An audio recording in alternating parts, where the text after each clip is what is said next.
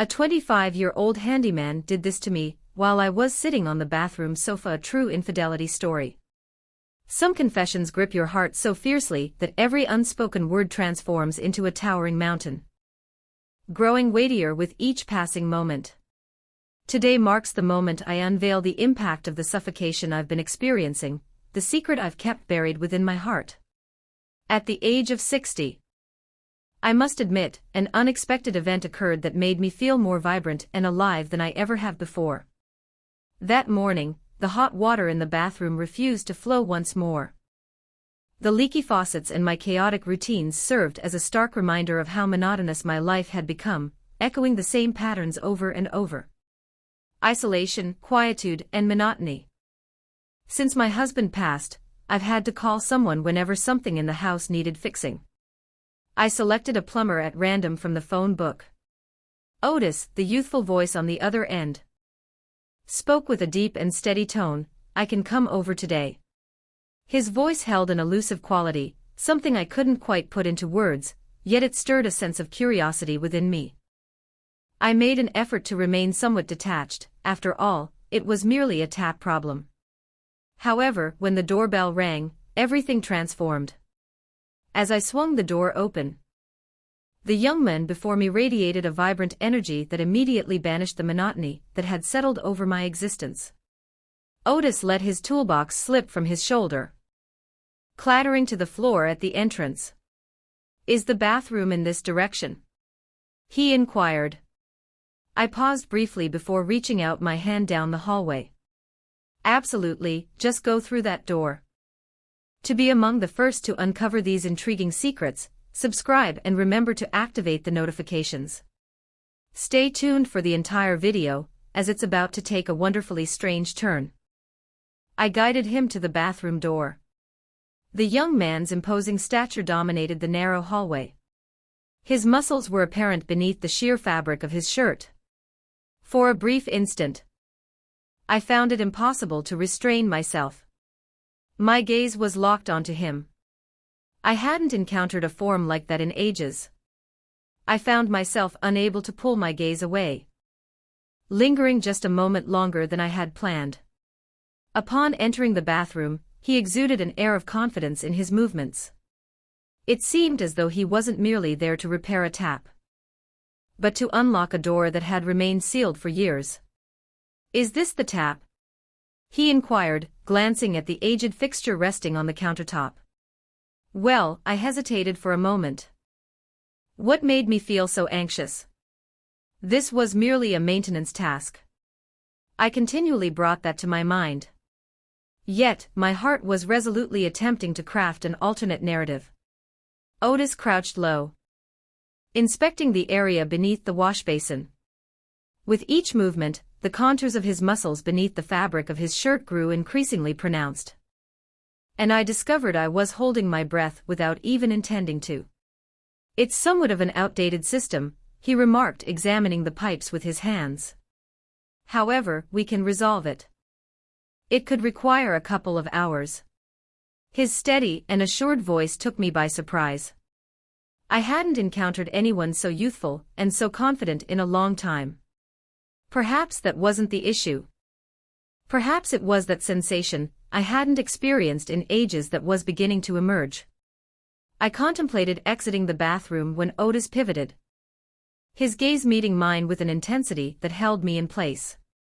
"Could I please take a towel from over there?" he inquired, gesturing towards a tiny leak in the bathroom. I raised my hand to my face, feeling a wave of embarrassment wash over me. Certainly. Our hands touched briefly, a fleeting connection. I sensed that delicate touch reverberate throughout my entire being. In that moment, I understood that this was beyond a mere repair task. The brief silence that enveloped us felt heavy, as if it bore the burden of years and unspoken expectations. "Thanks," he said, returning to his tasks. However, that fleeting glance in his eyes utterly unsettled me.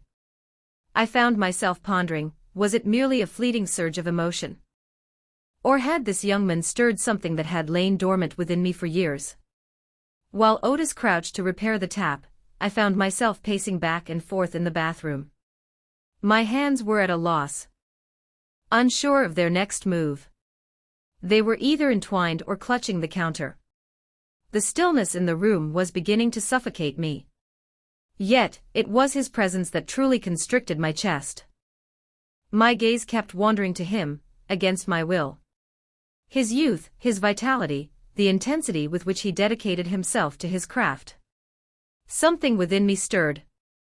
A sensation I hadn't experienced in years, though I couldn't quite understand why. I felt compelled to express my thoughts. Not many young plumbers, I remarked, coming to the realization that it was somewhat of an unnecessary observation. How long have you been engaged in this activity? Otis halted and cast a look back at me over his shoulder. The instant our gazes locked, a wave of warmth surged within me. However, he was evidently making an effort to overlook it. He mentioned that he had been engaged in it for 5 years. Redirecting his attention to his tasks. Began my journey as an apprentice, and then ventured out to establish my own business. My inquisitiveness was relentless. What is your age? I inquired. My voice tinged with an unmistakable admiration that I couldn't conceal. 26, he stated confidently. I was taken aback by how youthful he appeared. Yet, simultaneously, a flutter stirred within me. His youth stirred a mix of excitement and an unusual allure within me. Ah, I remarked, attempting to smile. If you hadn't mentioned your age as 26, I would have found it hard to believe. You appear to have gained a certain sophistication. Otis took his time before responding. However, I observed a subtle change in his expression, as if my words had disoriented him. Following a brief pause, he returned to his tasks. His professionalism provided me with the support I needed to regain my composure somewhat. Yet, that playful aspect of my personality remained present. Would you like some coffee once you've finished the repairs? I remarked as though to alter the topic. I possess an exceptional coffee machine. Folks often remark that my coffee is quite exceptional. He halted for a moment, his shoulders tightening. He looked at me once more, as if he were running some mental equations. Thank you. But I have some tasks to attend to today. I need to leave as soon as I finish up. I must admit, there was a tinge of disappointment I couldn't shake off. However, it was evident that Otis was determined to maintain a professional demeanor. Perhaps that was what rendered him even more captivating. He approached his craft with utmost seriousness, maintaining his professionalism without falter, despite his youth. At what time? In those glances, there lingered an undeniable pull, a spark of intrigue, yet a hint of uncertainty as well. All done, he remarked, tossing the toolbox back over his shoulder. The hot water ought to be functioning. All right then. If you encounter any issues, feel free to reach out to me directly. I will definitely, I said, holding tightly to the frame beside the door. Thank you for addressing it so promptly. Indeed, that is the benefit of being young. This time, he offered a faint smile, yet maintained his composed professionalism. He approached the door, hesitating for a moment, as if he had something to express. Yet he did not. He merely nodded at me and departed. A connection seemed to be developing between me and that young guy. Something that was never meant to occur. However, I was uncertain about its direction. All I knew was that for the first time in a long while, my heart raced with excitement. I was unable to resist. But I find myself wondering, was this merely a plumbing issue? Or had this young man come into my life to bring about a transformation? The following morning, as I entered the bathroom to take a shower, I observed that the tap was still only providing cold water. I can't recall ever feeling this joyful about a glitch before. My hand trembled slightly as I searched for Otis's number in my contacts and dialed. My heart raced as the phone rang. Hey, Otis, I said, infusing my voice with a hint of urgency. The tap you repaired yesterday seems to be malfunctioning once more. I sincerely apologize, but could you possibly consider returning? Otis's voice maintained its usual professionalism. Yet there was a brief pause in his delivery. Absolutely, I'll bring along some extra parts this time, so we can make a permanent fix. I will arrive in approximately 1 hour. I expressed my gratitude. And as I ended the call, an unusual surge of exhilaration washed over me. This time, I aimed to strike a balance between being ready and appearing casual. As if I were effortlessly navigating the situation. As I sifted through my wardrobe, my fingers brushed against my beloved black lace nightgown. I attempted to reassure myself that it was merely a matter of comfort, yet the reflection staring back at me told a different story. As the doorbell chimed, I inhaled deeply and swung the door open. Otis's gaze flickered over me for just a moment, but he swiftly composed himself. He carried his tool bag along with a few pipe pieces. "Hey," I said, pretending my outfit was completely ordinary. "I trust I'm not causing you any inconvenience. This tap is absolutely infuriating." Otis averted his eyes and made his way towards the bathroom door. "No problem," he replied. "I will resolve it once and for all this time." I trailed him into the bathroom. As he leaned down to repair the tap, I observed each motion of his physique. His hands moved with agility and expertise. Yet there was an underlying tension in his demeanor. "Does this sort of thing occur frequently?" I inquired, attempting to break the quietness. The delicate material of my nightgown glided over my skin, igniting a sense of daring within me. "Do the things you repair sometimes break again?" Otis kept his gaze down as he responded. "At times. Yet this occasion, I am confident it will turn out well. I have all the components I could possibly require with me." "How careful you are," I remarked, offering him a subtle smile. "It seems you excel in your role, especially considering your age." As I extended my hand towards the tap, my fingers inadvertently grazed his arm with a gentle touch. Otis paused for a brief moment, but then returned to his task. He didn't even glance in my direction, yet I could sense the tension radiating from him.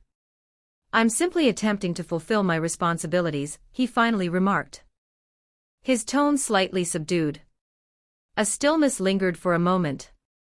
His aloof demeanor only fueled my audacity. As he leaned in to inspect a pipe beneath the tap, I lightly brushed my hand against his back. "Hand. It's truly difficult to come across someone with your level of talent," I remarked, my voice laced with a playful hint of humor. This time, Otis sat up straight and turned his gaze towards me. In his eyes, there lingered a mix of uncertainty, tension, and a struggle to maintain control. "Sarah," he said, even uttering my name as if he were attempting to maintain some distance. "This task is nearly complete. Following this, I will refrain from reaching out to you again." Yet, the severity in his tone appeared to falter for just a moment. Observing his attempts to break free from this predicament awakened a deep feeling within me. It was a thrill. A longing I hadn't experienced in ages. I was uncertain about how much longer this tension could endure, yet we had reached a breaking point. And the decision of who would cross that line rested solely in our hands. While Otis bent down to repair the tap, I propped myself against the nearby cabinet and began to observe him. The delicate material of my nightgown clung to my form with each movement, crafting a rather enticing silhouette. Otis feigned indifference, yet I couldn't overlook the subtle quiver in his hands. The quiver was evidence that he wasn't resisting me. He was battling within. "Do you really have a clear understanding of your actions?" I inquired, infusing my voice with a playful hint of teasing. Otis remained focused on his task, not lifting his gaze, though his breathing appeared to grow more rapid. "Certainly," he replied briefly. "This is a slice of dessert." "Is that so?" I moved in a bit, my voice steady as I spoke. "So why does it keep breaking every few days?" I crouched low, feigning the act of retrieving a towel from the cabinet. As I moved, the delicate strap of my nightgown slid off my shoulder. The manner in which I wearing it simply instilled in me a greater sense of courage. As Otis gazed up at me, his eyes paused for a fleeting moment. He swiftly returned to his tasks. Yet this time, he was accelerating, as if he aimed to finish this task without delay. "Perhaps there's another issue in the bathroom contributing to the problem," he remarked, adjusting the tap with a firm grip. Yet, there was a subtle tremor in his voice, as he endeavored to project confidence. "Perhaps," I remarked, reclining slightly, opposed to the cabinet. "Or perhaps the issue lies in simply not discovering the perfect touch." I allowed that sentence to linger in the atmosphere. The silence abruptly deepened, and the tension within the confined space of the bathroom grew nearly intolerable. Otis remained quiet for a moment more, then set his tools aside and rose to his feet. His movements were deliberate, yet the expression on his face revealed an inner turmoil. On one side, there is control, on the other, a longing he was attempting to control. I moved even closer to him, and now the space between us was reduced to mere inches. I could sense the rhythm of his breath. "Otis," I murmured, my voice scarcely rising above a whisper. But just as I was about to complete my thought, his hands found their way to my waist. With each passing second, Sarah's lips tightened, brimming with an escalating tension. The quivering in Otis's body hinted that a transformation was imminent. Quick. The stillness that enveloped us was pierced solely by the rhythm of our breaths, and the steady thump of our heartbeats. In that instant, all things converged. "Sarah, we shouldn't do this," he said. But this time his voice was frail, imbued with a sense of vulnerability. "Honestly," I remarked, moving in closer to him. "Are you certain, Otis?" In that instant he faltered, as though he were at his limit, and then, quite unexpectedly, pressed his lips against mine. Our kiss began tentatively, but soon the intensity between us ignited. With our eyes shut, we connected deeply with one another. Otis drew me nearer with each fleeting moment, and we began our journey towards the bedroom, colliding with walls along the way. Our hands intertwined, our hearts pounding, and in a fleeting moment of abandon, I sensed everything shifting rapidly. As we entered the bedroom, Otis held my waist tightly, and without hesitation, I quickened my pace. Everything unfolded so quickly that before I even recognized it, we found ourselves ensnared in a physical tug. As my thoughts continued to unravel, my body had already yielded to him. It was both an error and something that could not be undone. Upon entering the bedroom, it became clear that everything had abruptly unraveled. Otis' t-shirt lay in the bathroom, while his trousers were discarded on the floor beside the bed. The delicate nightgown lay in the hallway, trailing softly across the carpet. Chaos surrounded us, and still, neither of us could find a moment of peace. We lay on the bed, intertwined, our bodies still connected, each breath echoing the other. Everything unfolded so quickly that for a brief moment, it felt as though time had come to a standstill. Describing my emotions felt like an insurmountable challenge. I felt as though I was surrounded by an ocean of everything. Otis' powerful embrace enveloped me, my eyes shut tight, yet I remained acutely aware of the world around me. "Are you able to take a breath?" I inquired, a faint smile gracing my lips, as I leaned my head against his chest. My hands lingered on his body, sensing each subtle movement. "Yes," Otis said, his voice quivering yet resolute. "I suppose so. But I've never experienced anything quite like this before." Silence lingered for a few seconds. In that instant, Otis' breathing quickened, and I found it impossible to overlook. "Truly," I remarked, my lips lingering with a warmth that surpassed his. "What are our next steps?" "Sarah, I'm not sure, but I suppose everything was as intricate as it seemed," he remarked, his fingers weaving through my hair. "However, it is undeniable that your presence with me at this moment means more than anything else. For a brief instant, I became unaware of the passage of time.